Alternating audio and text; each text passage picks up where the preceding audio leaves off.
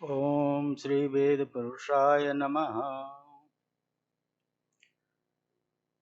मंच पर विराजमान मुख्य अतिथि के रूप में आचार्य श्री वीरेंद्र कुमार मिश्र जी, पूर्व अध्यक्ष एवं संकाय प्रमुख, हिमाचल प्रदेश विश्वविद्यालय शिमला। पुनश्च आचार्य श्री जयप्रकाश लाल जी, जो विशेष कार्य से चले गए हैं, कुलाधिपति केंद्रीय विश्वविद्यालय रांची झारखंड। प्रोफेसर उपेंद्र कुमार त्रिपाठी जी, डॉक्टर कृष्ण मुरारी त्रिपाठी जी, पूर्व उपनिदेशक, योग साधना केंद्र माली भवन। सभा में विराजमान समस्त महनीय विद्वजन, विदुषियां, छात्र एवं छात्राएं एवं अन्य वेद विज्ञान के सहकारी जन। समय की सीमा को देखते हुए मैं अपनी बात अत्यंत संक्षेप में रखना चाहूँगा। हमारे पूर्व आचार्य द्वय ने वैदिक कृषि के क्रम को लेकर और व्यावहारिक पक्ष जो हमारे जीवन का सर्वस्व है उस पर विषय को आधारित करके विशद चर्चा की। देखिए, हमारा जीवन और सृष्टि, इसके 3 स्तर हैं। इस जो निचोड़ जो है वेद का, वो मैं कह रहा हूँ, जो हमारा जीवन है, समस्त जीवन जितने भी, चाहे मनुष्य हो पशु पक्षी हो, 3 स्तर का जीवन है वैदिक सिद्धांत के आधार पर। और जो सारी सृष्टि है उसका भी 3 स्तर का स्वरूप है, आदि भौतिक, आदि दैविक, आध्यात्मिक। उसमें भी वेदों की व्याख्या का जहाँ तक सवाल है, हमारे पूर्व आचार्य जी ने वैदिक कृषि का क्रम लेके और जो चर्चा की जयप्रकाश लाल जी ने, तो जो वेद की व्याख्या है वो भी 3 स्तर की है।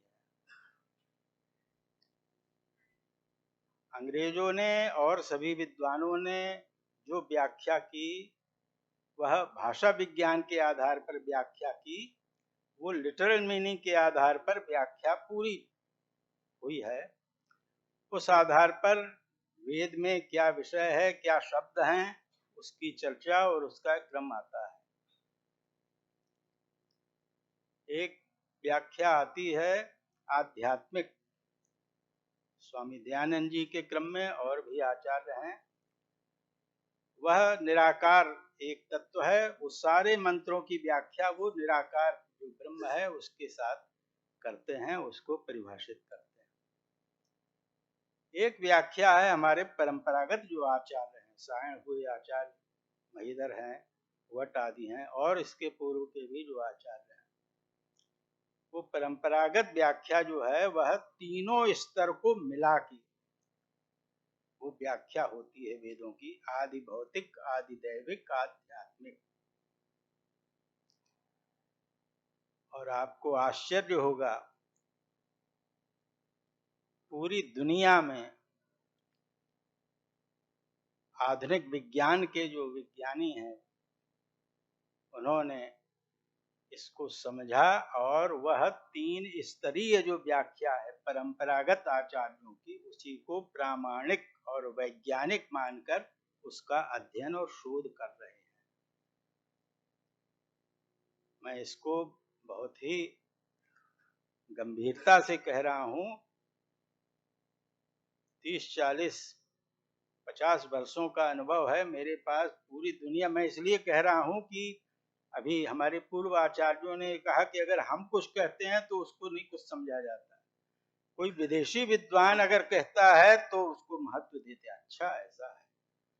तो विदेशी विद्वानों ने ये 3 स्तरीय जो व्याख्या है उसी को प्रामाणिक और वैज्ञानिक मान के वो आते रहे हैं। और मैं कई बार चर्चा कर चुका हूँ, फिर कह रहा हूँ, वो ये सबसे पहले शर्त रखते हैं कि जो मैकडॉनल्ड, मैक्स मुलर, राथ आदि जो विदेशी विद्वान हैं उन्होंने जो व्याख्या की है, कृपया उनको आप कोट मत करिएगा, उनका नाम मत लीजिएगा। क्यों भाई, आपके आचार्य हैं, व्याख्याकार हैं। उन्होंने कहा उन्होंने भाषा विज्ञान के आधार पर व्याख्या की है, भाषा वैज्ञानिक व्याख्या, वो लिटरल मीनिंग का एक क्रम चलता है, ज्यादा कहने की जरूरत नहीं है। मैं तो उपेंद्र त्रिपाठी जी से एक ये कहना चाहूंगा, कोई भी विषय है समय को थोड़ा और विस्तार देते हुए और उस पर व्याख्या कराएं। और वैदिक कृषि है, कोई एक विषय ले लीजिए, उस पर जो परंपरागत आचार्यों का और पूरी दुनिया में मान्य जो व्याख्या का और सिद्धांत का पक्ष है, उस विषय पर रखिए, उस पर चर्चा कीजिए, तो वह चीज अपने आप में आज पूरी दुनिया में क्या मान्य हो रहा है, उस चीज को हमें उसके प्रति जागरूक करेगा। एक उदाहरण देता हूँ, बहुत से उदाहरण है, एक उदाहरण देता हूँ। नासा आज पूरा अमेरिका का जो लैब है पूरी दुनिया में मान्य है, मैं कई बार चर्चा कर चुका। नासा ने कुछ महीनों वर्षों पूर्व, ये शायद 1-1.5 वर्ष हो गया है, यंत्रों से ये पकड़ा कि सूर्य से जो किरणें निकलती हैं उनमें ओंकार की ध्वनि सुनाई पड़ती है। वो ध्वनि यंत्र पकड़ रहा है, हम लोग नहीं सुन सकते। तो नासा जो कह रहा है उसको हम ऐसे ही नहीं कह सकते कि वो ऐसे ही कह रहा है, कुछ तो तत्व है। वो कह रहा है ओंकार की ध्वनि, सूर्य की किरणें निकल रही हैं, उनसे उनमें सुनाई पड़ रही है। सारा वेद तो ओंकारमय है, उसी से उसका विस्तार है। तो वह नासा जब पकड़ रहा है तो कोई तत्व है, 3 स्तर की जो मैं कह रहा हूँ, वो आदि भौतिक, आदि दैविक, आध्यात्मिक। आज का आधुनिक विज्ञान तो बिना आध्यात्मिक फिलॉसफिकल जो उसका थ्योरीज है उसके बिना वो अधूरा है। पूरी दुनिया मान रही है, चल रहा है। तो कहने का मतलब ये है कि जो भी विद्वानों वक्तव्य दिए वह सुनना चाहिए हमें, और उसके साथ जो हमारे जीवन का स्तर है, हमारे आचार्य जी ने जो है, आचार्य मिश्र जी ने राम का संकेत कर दिया कि ठीक है, उसका जो विभक्ति का स्वरूप है वो सब भी हम सब कर रहे हैं, साथ साथ राम का भी हम उसके साथ स्मरण कर रहे हैं। तो बिना अध्यात्म के हमारा जीवन ही नहीं है। सुख अगर हम चाहते हैं तो अध्यात्म के साथ हमें जुड़ना है, और वह अध्यात्म संकुचित नहीं है, व्यापक है, यूनिवर्सल एस्पेक्ट में है, और वह किसी भी जाति धर्म आदि में बटा नहीं है, वह व्यापक है, यूनिवर्सल है, सबके लिए प्राप्तव्य है। 4 पुरुषार्थ हैं, धर्म अर्थ काम मोक्ष। पूरा वेद से लेके रामायण, महाभारत, पुराण आदि, गीता देख लीजिए, कहीं ऐसा कहा है कि इस व्यक्ति को चारों पुरुषार्थ मिलेंगे, इसको नहीं मिलेंगे। जाति के आधार पर पुरुषार्थ की बात, जाति के आधार पर माने लोगों ने बांट रखा है। पुरुषार्थ प्राप्ति में एक शब्द नहीं मिलेगा, सभी अधिकारी। और सबसे बड़ी बात यह है कि जीवन को हम किस सिद्धांत के साथ चलाएं। तो ये अनादि अनंत रूप में वेदों की सत्ता है, और समय समय के साथ जीवन जो हमारा चलना है उसके लिए सिद्धांत निर्धारित होते हैं। आपने जो कुर्वन्नेवेह कर्माणि कहा, बहुत बड़ी बात है ये। वर्तमान काल में ऐसे तो चारों युग हैं, सभी युगों में अलग अलग व्यवस्था थी। वेद 5000 वर्ष के सीमा में नहीं है, ये अनंत अनादि रूप में है, उस पर चर्चा जो है करने की जरूरत नहीं, सब प्रमाण है, पूरी दुनिया मान रही है।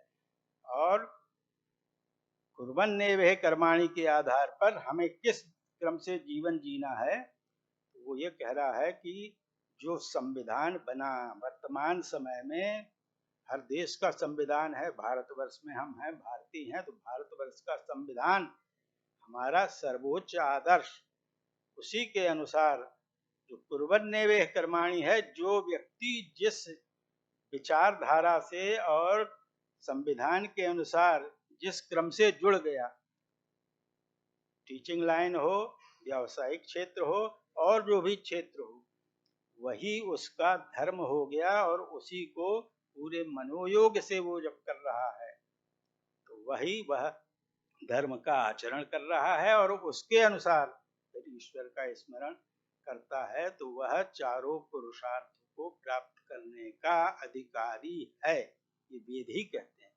तो इसलिए संविधान, वर्तमान में संविधान के अनुसार छात्र हैं, अध्ययन करने का उनका अपना कर्म है। जो जिसका कर्म है पूरे मनोयोग से मनसा वाचा कर्मणा जुड़ के उसके साथ आगे बढ़ा जाए, पूर्णता प्राप्ति सभी का उद्देश्य है। और इस बात को जो मैं कह रहा हूँ, यह महामना जी ने अपने समय में भी हमें कह रखी है।